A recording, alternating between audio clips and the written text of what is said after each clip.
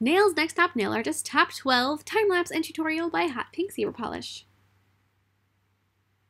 Hi everybody, in today's video I'm going to be showing you my NTNA Top 12 little art piece, and we didn't have to make a video for this, so this is more my traditional tutorial style instead of the video diary style that I'll be doing for all the future Nails Next Top Nail Artist videos. And in this, I also quickly want to mention that as I go through and I'm uploading the nail diaries for the entries, I will be asking you to vote for me, so just keep an eye out for that. I would appreciate each and every one of your votes. So, after all of that, I hope you guys like this design as much as I had fun making it, and I will see you in my next video. Bye! I started out, I have all of my nails attached together. They're secured with a little bit of builder gel so that they are nice and strong. And then I painted over them with a base layer of black gel polish. It did take a couple coats to make sure that they were nicely covered. But just go over the whole thing and finish them off just like so. Then after you have a couple good coats on there, apply a layer of some matte gel top coat and cure them again. The matte gel top coat just kind of, it doesn't grab onto the glow powder quite as well, so when you continue on with this design, it doesn't glow where it isn't supposed to. But then with some white gel polish, I'm going to be painting all of my splatters that are going across the nail. So starting out in groups of approximately 2, I painted splatters and splotches on the nail, or on the nails, I should say. So there's the first one, and then don't cure it, just let it sit there. If your gel polish is one that happens to be runny, do a single splotch at a time so that you don't have to worry about it shifting or going where it's not supposed to. But as long as your gel polish will hold its place, you can do a couple at a time. So here's the second one, and then after you have both of them painted that you want to be a certain color, grab a color of glow pigment and just sprinkle it on top. If there's a whole bunch spilled, don't worry about it. You can always funnel that back into the jar. And then after you've poured it on, cure it, and then remove the extra dust, as you saw with my little fish brush. Just kind of go over it to get rid of the extra pigment that's on there, and then repeat the process with all the rest of the colors that you want to. As soon as you have a couple splotches painted, sprinkle a color or two on there. And so there I've got some orange. Dust it off, do the next color. Painting these splotches was super time consuming, and it was one of those things where I didn't really have an idea of how long it was going to take me. And part of me was like, man, that took forever, and part of me was like, wow, that was really quick. So it's definitely time consuming, but the end result is just so fun and so spunky, and I don't know, I absolutely love it. And it's really cool because every time you stick it in your lamp, you can see how much it glows because the pigment on there is so intense and so thick that they glow just, it's like it pops right off. You don't even have to turn the lights off and you can see it glowing. In fact, I think in the video you can see how much the green is still glowing because you can just see it right like it's a light bulb turned on. So fill it in so that you have most of the black space in the background covered up.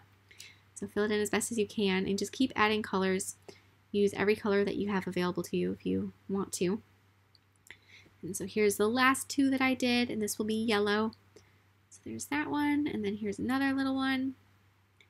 Just fill in all the gaps as best as you can. Sprinkle your glow powder. Dust it off really, really well. Even like take it to the sink and wash it off so there isn't glow pigment where you don't want it. And then apply a layer of gel sealer that's really glossy and really shiny, or gel top coat, whichever you prefer, over the top of the background so it's all shiny and pretty, and that really makes that black background stand out compared to the neon colors. It makes the whole thing just so much brighter, which was kind of my goal. So the reason I started out with this as my background is I was holding on to my phone when the email came through saying I had made it to top 12. And I had my notifications turned on for my email so that when the email came through, it would go ding. And me being the nervous person that I was at the moment, I was just crazy checking my email over and over again, even though I knew that it was going to give me a ding. But I just couldn't help it. I just kept checking my email that day. And I was clicking on the little email app as it dinged, and I screamed and I threw my phone, which is kind of my style. I'm a very jumpy person, and it just was like this burst of excitement and energy and everything. So the best way I could describe that burst was to create that neon splatter paint glow in the dark background. It just seemed to describe that moment for me. So then back to the tutorial at hand, I'm going to be sculpting the NTNA, the big letters that I made with white acrylic. And I have my little sketched out all the letters on a piece of paper. And then I took nail form backing, and I set that on top of it. The great thing is you can see through it, so you can see the sketch underneath it and use it just like a stencil or a little template to create your letters on top of. So I've got all of them as I'm working them out. 2 N's, a T and an A. Don't sculpt them all together like they're touching like it looks like on my sketch underneath. I went back and forth whether I wanted the NTNA to be a single piece or to be different ones on different levels. And eventually I was like, you know what, this whole thing needs to be kind of different levels and different heights and all of that. So I ended up sculpting them separate. So here's the A. And as you're working on these, if you need to add extra thickness to any of them, if they don't end up being thick enough, you can go through and add more of this or more of that, or do it however you want. But just sculpt all of those out like so. And then once you have them done, the next step is kind of the fun part. You're going to be cleaning them up. And I know that this, you're thinking the fun part is filing them, but it is. You can get them so crisp and clean, and you can file all those lines so they look beautiful. You're probably going to need a couple files, a nice, really high grit file, or a low grit file, and then you're going to want to have a finer file just to clean up in the tight corners where you can't really reach. If the tops of them are lumpy at all, you can file those as well, but just clean up all of those lines so that they are as perfect as can be. And I've seen some really narrow e-file bits that you could also use to do this, but really I think that a hand file gets the best crisp edges, typically. So then after you have that done, I'm going to be applying a layer of gel top coat over the letters and then sprinkling a white glow powder on top of them. And a white glow powder is actually kind of like a really pale yellow, but it's the lightest I could find. And then apply a layer of clear builder gel on top of the letters. So the glow pigment leaves them a little bit grainy feeling on top. And if you just apply top coat, they're still rough. So if you want it to be really smooth and just kind of glassy looking, you're going to want to apply some clear builder gel because that will just cover that up. Then I'm going to take and I cut off 4 pieces of straw that were all a slightly different length, and then I'm going to set those up on a nail form backing and fill them with clear acrylic. So you're making these little clear cylinders. And the tallest one, I actually had to fill it from one side and then flip it over and fill in the other side because the acrylic got stuck halfway down, kind of like Santa getting stuck down the chimney. But after you have that first one done, then go ahead and fill them all in down the line. The tallest one was the only one that I had that issue with. Otherwise, they all filled in really, really easily and quickly. And then after you have that done, go ahead and I cut the little plastic straw off. And it takes a couple different tools to get them going, but once you get a little bit of air between the straw and the acrylic, they pop right off. Then I'm going to take and arrange my letters on my little nail form. And I went back and forth, same thing, a couple different how I wanted them arranged on there. But once you have a shape that you think you like, glue your little cylinder spacers onto the nail base, and then after those are glued down, you're going to glue your letters to the cylinders. So I've got all my little cylinders glued down now. Hold them in place until the glue sets up enough that they're not going to fall over. And then you can either choose to glue the letters to the cylinders, or I took some clear acrylic and I put that on top and then held the letters in place until that started to set up and held on.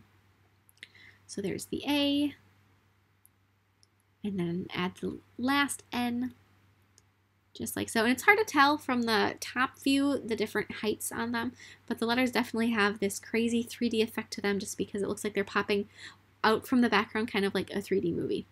And then across the top of the letter T, I wrote top 12. There's a nice big space there to write that across, so I thought that was a perfect place for it. So there's the top, and then add the word 12. And then, of course, an exclamation point, because that just seems like the right moment for it. And then I'm going to be applying a layer of matte gel top coat over the whole NTNA lettering, and then cure that. And then on a small piece of wire, I'm going to be sculpting a little polish bottle handle and brush. So I had my NTNA all, made out, and I just knew in my original plans I had all these ideas that I was writing down, and I decided to use a couple of those and add some little charms and decorations on my letters. So on the first N, I have a spilled polish bottle. So I'm going to take and sculpt my little 3D brush. So there's the handle of it, and then with more black acrylic on the tip, I sculpted the little brush for it. And then take a little bit of blue glitter acrylic and add that to the end of the brush. You don't do too much, but just a little bit to kind of get it started. And then also on that nail form backing, I'm going to take more of that blue glitter acrylic and sculpt the first part of the inside of my polish bottle. So just place that blue acrylic down and then press it from side to side with your brush several times until it has some height to it. And if you need to add a second coat so that it gets built up a little bit taller, go ahead. But I wanted this polish bottle to actually look like it has the thickness of a polish bottle. So after that has set up, then you're going to want to cover it with a layer of clear acrylic. So just sort of box in your little polish bottle at this point. And then after you have that, keep adding the different layers where they're needed to the top and bottom and all the sides, but the side that is against the nail form backing. And then take a little bit more of that clear acrylic and on the top of it, sculpt the part that has the threads on it that you screw the top to, the cap to. So just sculpt another little knob off the end of it there. Keep working on it until you're happy with the shape.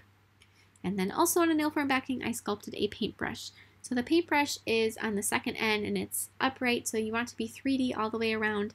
Unlike that polish bottle I just did that has a flat side, this won't have a flat side when you're done with it. So start by sculpting the brown portion of the handle of your paintbrush, and then after you have that, I'm going to be adding the bristles of my brush with black acrylic. So just add those going down, kind of, you know, big and exaggerated and just cute. And then I added silver. I added the little connector piece that holds the bristles to the handle. And then flip that over after it's set up and then hold it in place one way or another. I used some poster putty on the back of a brush, but I'm going to be adding a second coat of acrylic or a second layer of acrylic to the back side of the brush to round it out, like I said. So it is something that you can view from all sides and it looks 3D all the way around. So there's no awkward flat areas on it. And then add a second coat of acrylic to the bristles of the brush. And then after that's set up, add a little bit more silver for that connector area. Then to create my light bulb, I'm going to begin by sculpting or bending a piece of wire into the shape of the filament. Then set that on a nail form backing and with clear acrylic, start pushing that around until it goes around your filament into the shape of a light bulb. And keep an eye on the filament inside that clear acrylic, and you may have to push it down here and there to get it to go where you want it to, and then fix up anything that happens because of that later. So just fill that in, round that out, fix it up. Just like so. Keep working on it, make sure it's nice and domed. And then with silver acrylic, I'm going to be adding the base of the light bulb where the threads are and where it plugs into the lamp or the light fixture. So just start with creating that nice silver base and then take the tip of your brush or like a toothpick or something. I tried with a toothpick first and the floss part of it wasn't working. But then just kind of carve in the threads of the light bulb. You can fix it up with more silver acrylic if it's necessary. But then after you have that done, arrange your little 3D pieces onto your nail system, onto your little NTNA. I had a little too much nail glue under my polish brush because it was not gluing. So I removed a little bit of it and then it finally stayed stuck. So then glue down the little light bulb and then glue down the paintbrush. And the reason I did a light bulb is because I have what I call my light bulb moments. And it's just when an idea clicks and I just have to make it. So I want, it's kind of like a good omen. I put in a little light bulb. So hopefully I have many, many of those moments throughout this competition. And then I have on my paintbrush letter, I added a little swoop of pink paint that goes from one edge of the letter to the bristles. And then I took some blue glitter gel that matches the blue glitter acrylic that I used inside my polish bottle and on the brush. And I add that spilled all across that letter. And then I applied some pink glitter over the pink stripe of the other brush nail, and then applied some gel sealer over, or some gel top coat over all of the other little 3D pieces. And that's it.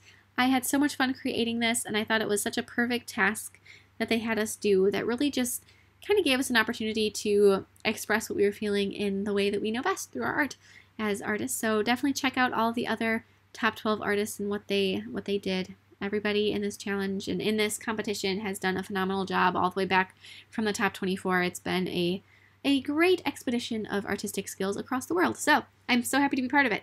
And I will see you guys in my future NTNA videos. Bye!